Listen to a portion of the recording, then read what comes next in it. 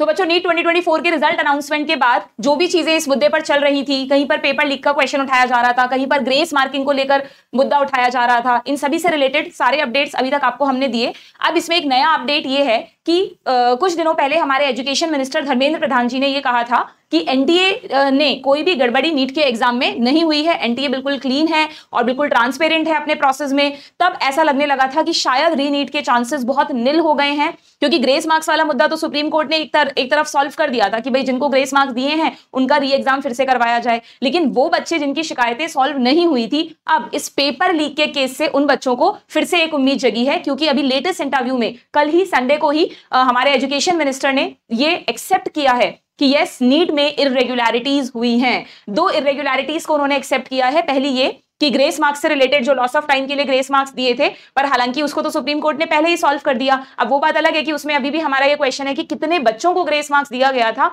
ये हम कंफर्म नहीं है कि एनटीए जो हमें कह रहा है 1563 बच्चों को दिया था वो बात सही है।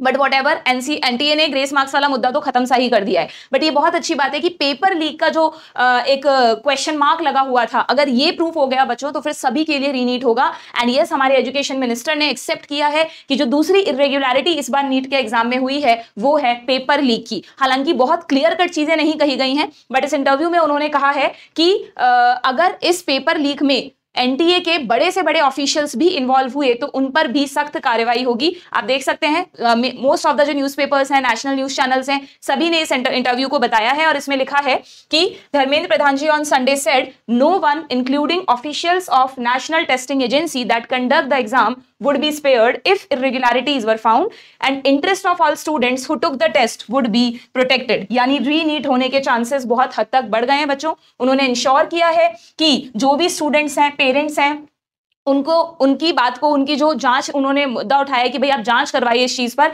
इस पिटीशन को सीरियसली लिया जाएगा। Even if big officials are found guilty they will not be spared.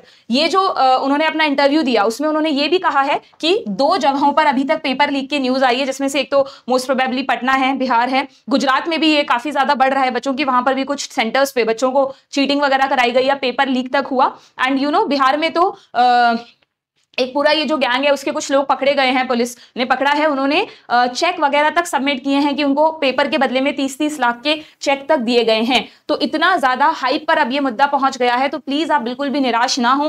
Government agencies या सुप्रीम कोर्ट ने जो भी इंक्वायरी करने के लिए टीम बनाई है वो सब इसको फाइंड आउट करने में लगे हुए हैं कि एक्चुअली प्रॉब्लम कहां पर हुई थी। और अगर ये पेपर लीक प्रूफ होता है बच्चों, इफ यू रिमेंबर 2015 में जब ऑल इंडिया पीएमटी के नाम से नीट होता था, तब कुल 40 या 50 बच्चे इस पेपर लीक में इन्वॉल्व थे, तब भी सुप्रीम कोर्ट ने रीनीट के लिए आदेश दिया था और रीनीट हुआ भी था, एआईपीएमटी हुआ भी था।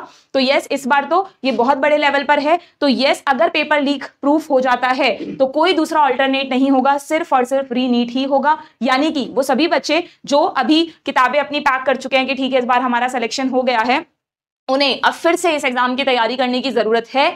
और अभी क्योंकि सुप्रीम कोर्ट में नेक्स्ट ईयर की डेट 8 जुलाई है, क्या पता उससे पहले सरकार की तरफ से कुछ प्रेशर बने तो डिसीजन जल्दी ले लिए जाएं। जो रीनीट अभी एनटीए 23 जून को कराने वाला है उसको रोक दिया जाए और सबका रीनीट एक साथ हो। पर मेरा सभी को यही सजेशन है कि आप लोग अभी से अपना पढ़ना स्टार्ट कर दें।